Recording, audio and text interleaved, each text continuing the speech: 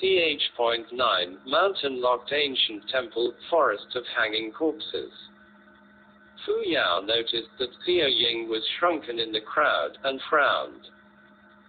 Why is there a woman here? While his tone wasn't furious, it didn't mean well either. When Xie Lian heard him, she bowed her head. Xie Lian explained she was worried, so she came over to look. Fu Yao questioned the others, did you all come up with her? The crowd was a little uncertain at first, but then they replied. Don't remember. Can't tell. No, when we came up she wasn't there, right? Exclamation mark. Either way, I didn't see her. Me neither. Xie Lian quickly said, it's because I was following secretly. The little mob boss immediately cut her off. Why did you follow in secret? Are you guilty of something? Are you the ghost room in disguise? With such an accusation, the space near Xie Lian immediately cleared out, and she waved madly. No, I'm Xie Lian, I'm the real one. She turned to Xie Lian. Young master, we just saw each other. I helped you put on makeup, helped you dress. Xie Lian said. Everyone turned their eyes on him, and some started to whisper among themselves. He vaguely heard the words hobby, abnormal, unbelievable, and he cleared his throat. This was a mission requirement. Mission requirement. Nan Feng, Fu Yao, you. He turned his head, and only then did he notice that Nan Feng and Fu Yao had been staring at him with odd looks in their eyes this whole time, and their feet very rigidly pulled some distance away from him. The way they were staring at him gave Xie Lian goosebumps. He said, is there anything you two want to say to me? How could he possibly know that the cosmetic work of the girl was so gifted that his brows were shaped elegantly, his face was fair as jade powder, and his lips were touched with rouge? If he didn't speak then, he was entirely a gentle, demure, and beautiful mature lady. This gave the two a grave shock and mired them in disbelief, making them question their lives and feel uncomfortable all over. The face was still the same face, but they completely did not know who they were talking to anymore. Fu Yao looked to Nan Feng.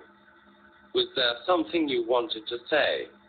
Nan Feng immediately shook his head. There's nothing I want to say. Why don't you guys just say something? Xie Lian said. Just then, someone from the crowd spoke up. Hey, this is the temple of Mingguang. There's actually a temple of Mingguang on this mountain. Amazing, I've never seen it before. The crowd all started to look at the wonder. Xie Lian suddenly said, that's right, the temple of Mingguang. Nan Feng could tell something was off about his tone. He asked, what is it? Xie Lian replied, the north is clearly General Mingguang's territory, it's not like worship of him isn't prospering. But how come there's only the temple of Nanyang at the foot of Mount Yujun? That the Lord official had prayed to the heavenly martial emperor was easy to understand, because the heavenly martial emperor was the #1 martial god in the past 1,000 years, and his status was higher than General Mingguang. Naturally, the higher up you prayed, the more guarantee there was. However, General Mingguang and General Nanyang were equal in status, with not much difference. If it must be debated, then General Mingguang possessed 9,000 temples, over 1,000 more than Nanyang, so it was really hard to imagine why they would seek from afar and forego what lay close at hand. Xie Lian wondered, technically, even if this temple of Mingguang on Mount Yujun was overtaken and People couldn't find it, then they could have clearly built another temple of Ming Guang. Why build the martial temple of another god? Fu Yao could understand. There must be another reason. Right, there must be another reason that would make the people in the Mount Yujun area never build another temple of Ming Guang. Xie Lian said. Can either one of you lend me a bit more spiritual power? I'm afraid I'll have to go ask. Just then, someone made a commotion. Whoa, there's so many brides. That voice had come from inside the temple, and Xie Lian whipped around. He told that group to properly stay in the open ground in front of the temple, but they completely ignored him and went into the temple. Nan Feng shouted, the situation's dangerous, don't run around. However, that little mob boss rebuked, don't listen to him guys, they won't dare to do anything to us. We're good citizens, as if they'd actually dare kill us. Get up everyone, get up, get up. He egged people on and over half of the group actually started to move, running into the temple along with him. Fu Yao flicked his sleeves and said apathetically, let them be. Those unruly people, he sounded extremely disgusted and didn't want to care anymore. However, inside the temple of Ming Guang there came a wail. They're all dead people. The little mob boss was also alarmed. All dead! Exclamation mark. All dead.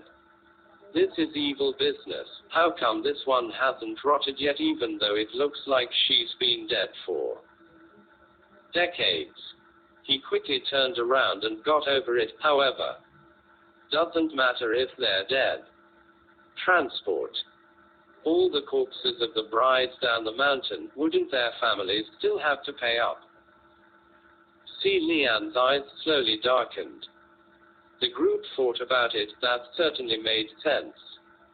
Some sighed in amazement, some grumbled, and there were those who became happy again. Xie Lian stood at the temple entrance.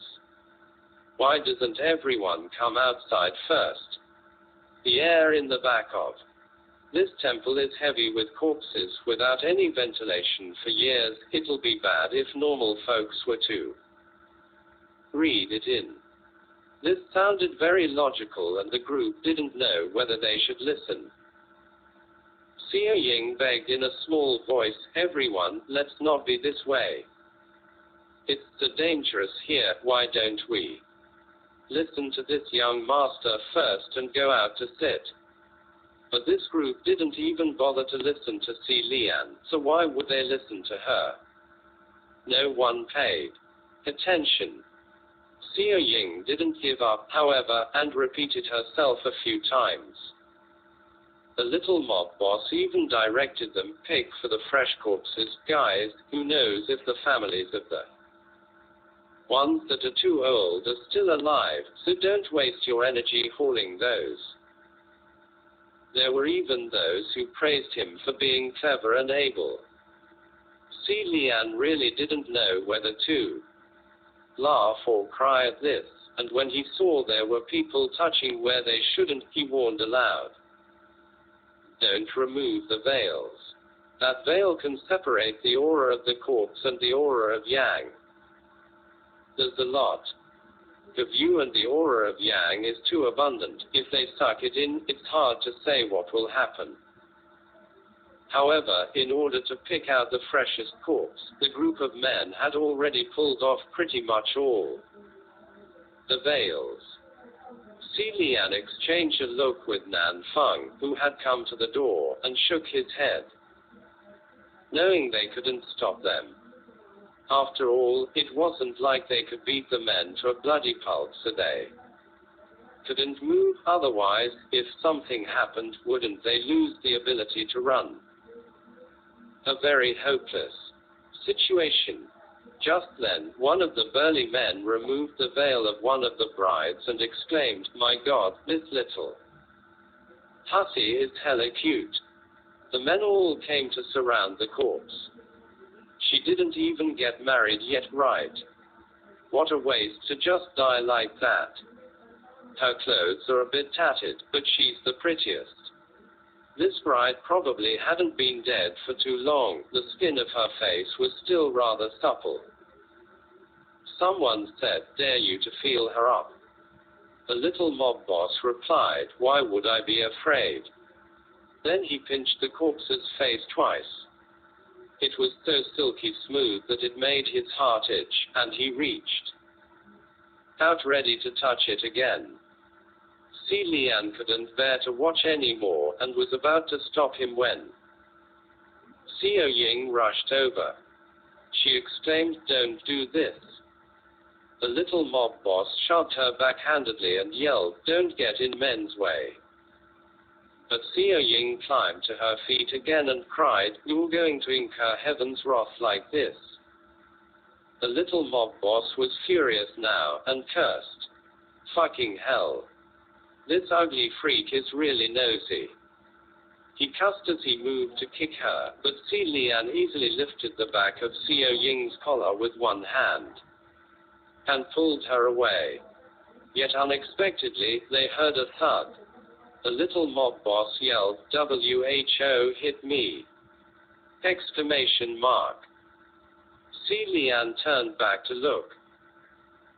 The little mob boss was bleeding from a gaping wound in the head after having been hit, and there was a blood-stained rock on the ground. Xiao Ying was stunned for a moment before quickly apologizing. Sorry, I was scared and accidentally threw it." However, even if she was eager to take the blame for it, no one would believe her, because the direction was all wrong. This rock was hurled from a window behind the little mob boss. When the little mob boss had yelled, everyone had turned to look in that direction, just in time to see a flash of a shadow outside the window. The little mob boss hollered, "It's him. That ugly freak with bandages on his face." Xie Lian stuffed Xiao Ying into Nan Feng's hands and strode a couple steps forward. Propping his right hand on the window lattice, he flipped over and ran towards the forest in pursuit.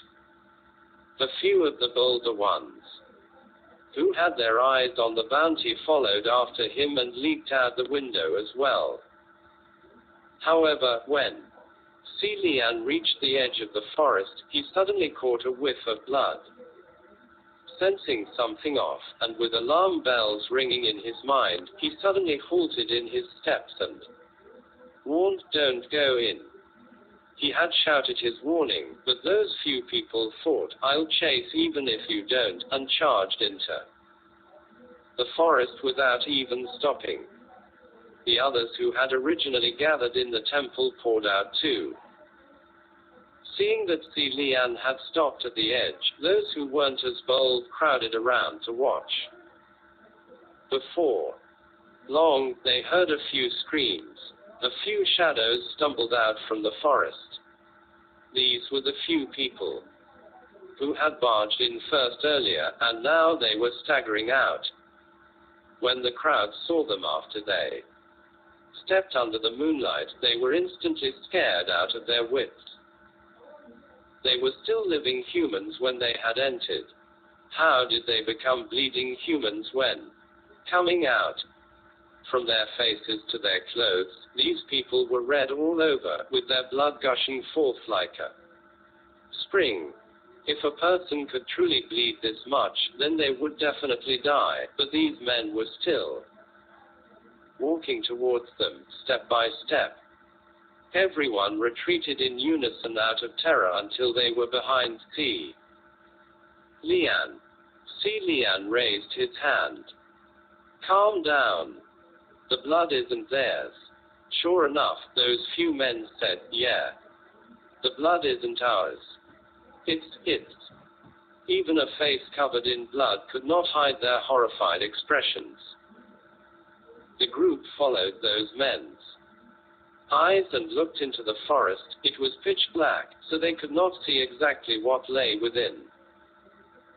Xie Lian took over a torch, took a few steps forward, then raised it to probe ahead. Something in the darkness dripped onto the torch, giving off a sizzle sound. He glanced at the torch before looking up. After composing himself for a moment, he raised his hand and then tossed the torch up. Although the torch that had been held up had only illuminated the area overhead for an instant, everyone still got a clear look of what had been above the trees. Long black hair, deathly white faces, tattered military officers' uniforms, and arms dangling in the air. The swinging corpses of more than 40 men, suspended upside down at varying heights on the trees. No one knew for how long their blood had flowed, but they had yet to dry up. They dripped and dripped, forming a terrifying scene, a forest of hanging corpses, amidst a falling rain of blood.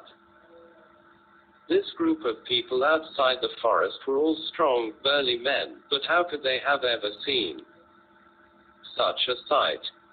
They were all petrified from the shock, and it was silent all around. When Nan Feng and Fu Yao came over and saw this scene, their expressions froze. After a moment, Nan Feng said, "Green ghost." Fu Yao agreed, "Indeed. It's his favorite trick." Nan Feng turned to Xie Lian. "Don't go over. It'll be a bit of a problem if it's him." Xie Lian looked back and asked, "Who are you talking about?" Nan Feng said, "At near Supreme." Xie Lian asked, puzzled, "Near Supreme? You mean close to the power level of a Supreme?" "That's right," Fu Yao said. "But near Supreme, Green Ghost is a malicious creature who has been evaluated by the palace of Ling Wen to be close to that of a Supreme. He adores games like this forest of hanging corpses. You can say he's famous." Xie Lian thought, "That's really unnecessary. If you're a Supreme, you're a Supreme. If you aren't, then you aren't.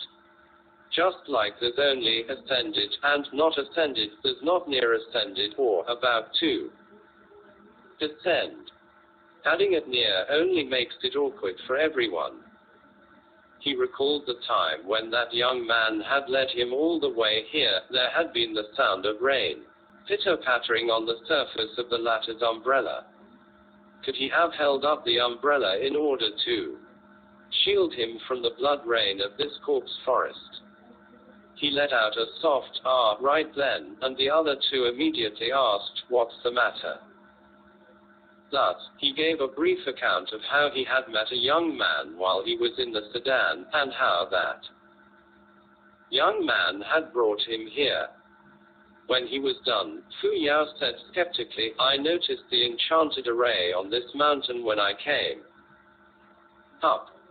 It's extremely ruthless, but he broke it so handily."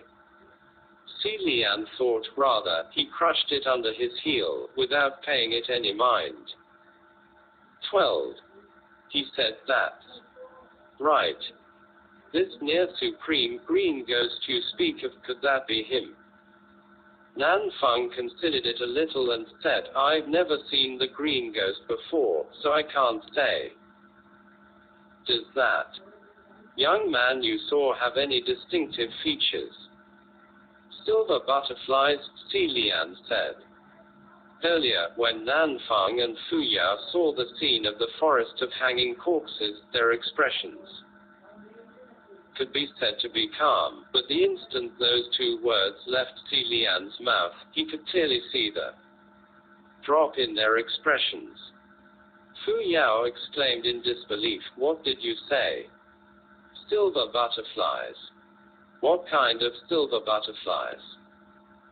Xie Lian realized that he had probably said something significant, and explained, "They're like silver, yet also like crystal.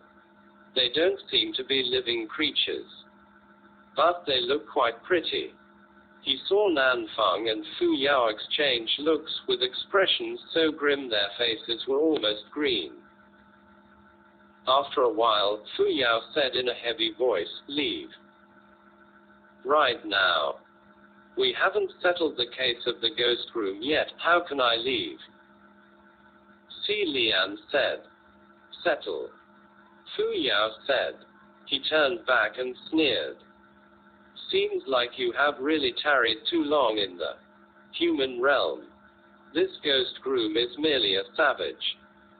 Even the green ghost of this hanging corpses forest is merely a near supreme, as pesky as he might be." After another pause, he suddenly said in a stern voice, "Do you know who the master of those silver butterflies is?" Xie Lian replied honestly, "I don't." "Even if you don't, there isn't time for me to explain now," Fu Yao said stiffly. "In short, he isn't someone you can handle. You'd better hurry back to heaven and ask for reinforcements. Then you head back first," Xie Lian said. "You." Xie Lian said, "The master of those silver butterflies never showed any hint of malice. Even if he does harbor malice, and if he's really as terrifying as you say, then everyone for several miles within the perimeter of Mount Yujun wouldn't have been able to escape from his hands. All the more reason someone has to stand guard here at this time, so why don't you go back first and see if you can help me seek reinforcements?" He could tell that Fu Yao didn't want to remain here and deal with so many troublesome matters. If that was the case, then all the more, he mustn't force him to do it. Fu Yao was a clear-cut man by nature, and so he really left on his own with a flick of his sleeves. Xie Lian turned towards Nan Feng and was about to probe further about that young man when there was another commotion in the crowd. Someone shouted, "We caught him! We caught him!" Now Xie Lian didn't have the time to probe. He asked, "What did you catch?" Once again, two bloody figures walked out of the forest. One was a burly fellow, one of those few who had charged into the forest earlier. Pretty gutsy, to think he was not scared off by the blood rain in the corpse forest. The other one was a young boy being dragged along by him in a firm grip. His head and face were messily wrapped with bandages. Xie Lian still remembered what the tea master he had met earlier in the small shop had said, apparently. This ghost groom is an ugly creature with his face covered in bandages. And it's too ugly, no women love it. That's why it couldn't stand to see others getting happily wedded. At that time, they thought that it might be a rumor. Who would have guessed that there was really such a person? There might really be such a person, but whether he was the ghost groom was a different matter altogether.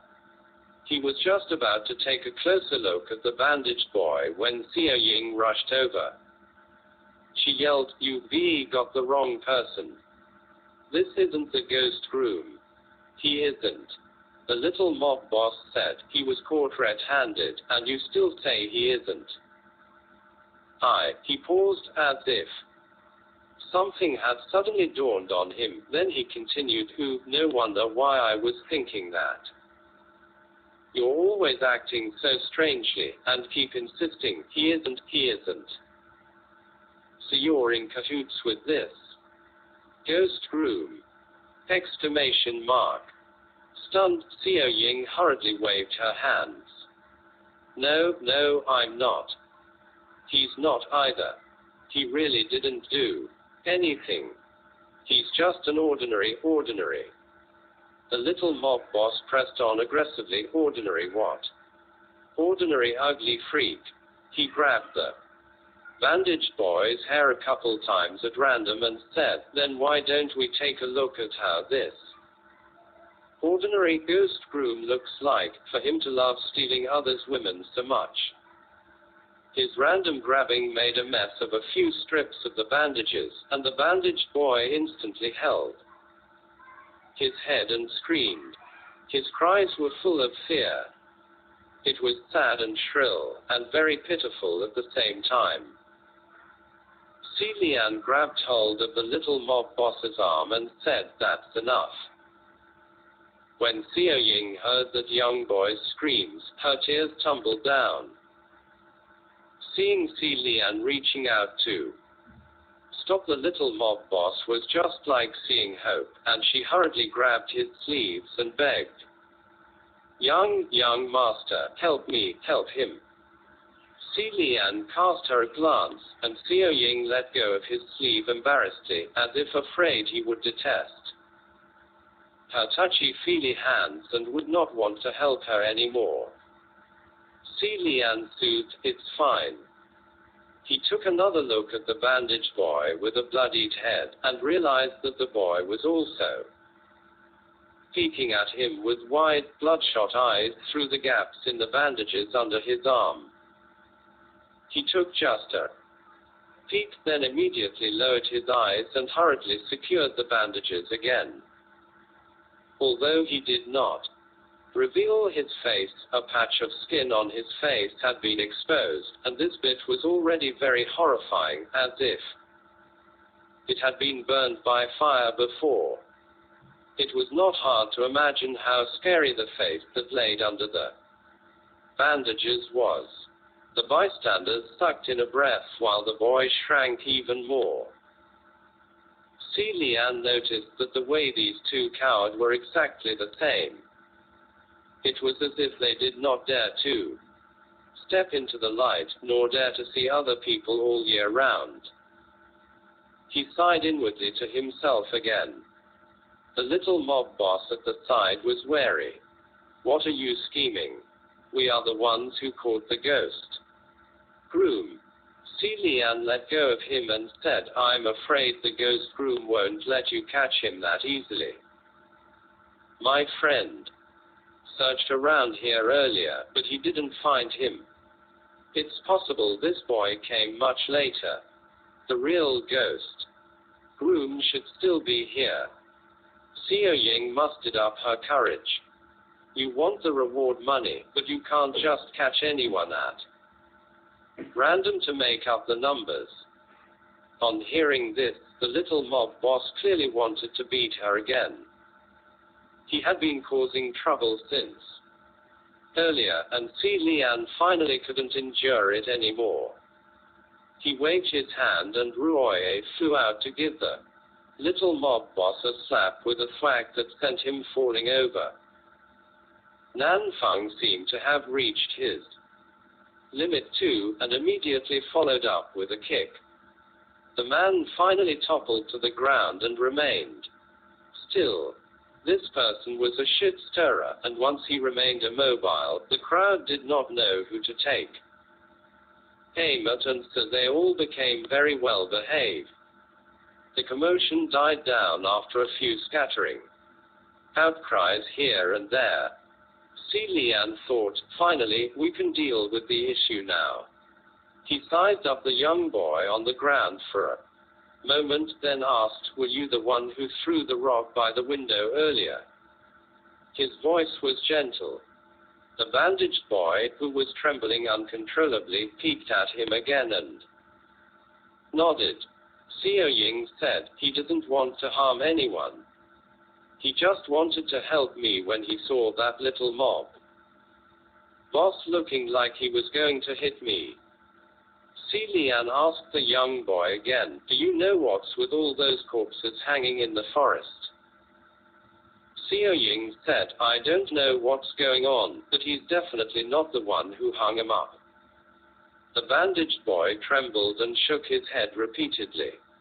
Nanfeng, who was at the side staring at him, suddenly said, "How are you related to Green Ghost Xi?" "Wrong." Xie Lian gave a slight start on hearing this name. The bandaged boy, however, obviously looked blank. He showed no reaction to this name, and he did not dare to reply to Nanfang either. He's too afraid to speak, Xiao Ying explained. All this while, she had been trying her best to protect this strange boy. Xie Lian said in a gentle voice, "My lady Xiao Ying, what exactly is the matter with this child? Tell me everything you know." Xiao Ying seemed to summon up a little courage on seeing Xie Lian, the light from the fire shining brightly on her face. She was no longer avoiding it. Wringing her hands, she said, "He really didn't do anything bad. This child simply lives on Mount Yujun. Sometimes when he's too hungry, he'll run down the mountain to steal some food. There was one time he coincidentally went to my house to steal. I saw that he can't really talk and there were injuries on his face, so I found some cloth for him to bandage himself with. I'd also give him some food sometimes."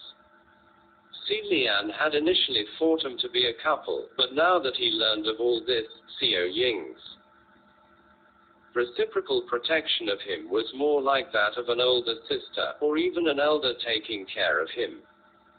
She added, later, many people thought that he was the ghost groom. I couldn't convince them, so I could only hope that the real culprit would be quickly captured, I thought, since this young master could so capably act as a bride to catch the ghost groom, then at the very least you won't get the wrong person. Because he would never ever hijack the wedding sedan. At the moment I headed out, I heard that the little mob boss and the rest wanted to search the mountain today too. I was really worried, so I secretly came up to take a look. She stood guard before the young boy like she was afraid the others would hit him again, and defended him further. He really isn't the ghost groom. Look at him, it'd only take a few people to beat him like this. How in the world could he defeat so many military officers escorting the bride's sedan? Xie Lian and Nanfang exchanged glances, both equally finding this to be a headache. If it was as she said, then wasn't this young boy completely unrelated to this incident? Bandaged boy, savage ghost groom, near supreme green ghost, and that powerful, influential master of the silver butterflies, whom all heavenly officials turned pale at the mere mention of his name. To think this small Mount Yujun would see a never-ending flow of strange guests. This was truly a tough case to deal with. Who was who? What was the relationship between who and who? Xie Lian felt his headache intensify several times over. He rubbed his forehead and temporarily stopped thinking about how much truth there was in Xiao Ying's words. He suddenly remembered something he had been meaning to ask, and said, "My lady Xiao Ying, have you always lived near Mount Yujun?" Xiao Ying replied, "Yeah. I've always lived here. I can guarantee that he has never done anything bad here." Xie Lian said, "No, I wanted to ask you something else. Are there no other temples of Mingguang built in the vicinity of Mount Yujun other than the one on this mountain?" Xiao Ying was taken aback. She thought about it, then said, "There should have been others, I think." On hearing her words, Xie Lian suddenly had the vague feeling that he had grasped hold of something significant. He asked then, "How come I only saw a temple of Nanyang at the foot of the mountain, but not a temple of Mingguang?" Xiao Ying scratched her head. "It was indeed built before. But I heard, it seems every time construction of the temple of Mingguang was in the works, there would always be a fire for some reason halfway True, some people say that it was probably because General Ming Guang could not guard this place for some reason, so they switched to General Nan Yang. Nan Feng noticed Xie Lian's frozen expression and asked, "What's the matter with you?" Xie Lian suddenly realized that it was all too simple. The brides who could not smile, the temple that caught fire for no reason, the temple of Ming Guang. Locked away by the enchanted array in the mountain, the majestic martial god statue of General Pei, the ghost groom who had disappeared into thin air after being wounded by Ruoye. All too simple. It was just that there was always something else interfering and diverting his attention all this while, that he hadn't realized such a simple truth right from the start. He forcefully seized hold of Nan Feng and exclaimed, "Lend me some spiritual powers." Nan Feng was startled by this grab. He hurriedly struck a palm with him in midair and questioned, "What's the matter?" Xie Lian dragged him and ran. "I'll explain later. Think of a way to subdue the corpses of those 18 brides first." Nan Feng said, "Have you gone dumb? There are only 17 brides' corpses. You are the 18th. Xie Lian said, "No, no, no." He explained there were only 17 before, but now there are 18. Among the 18 brides' corpses, one is fake, the ghost groom is hiding among them. 12. The word fuyo used for easily is suishou, which means casually or conveniently, but in literal terms it means going with the hand. Xie Lian punted by thinking, "No, that youth used his foot, not hand." Thus, the word choice here is trying to keep in the spirit of the original pun.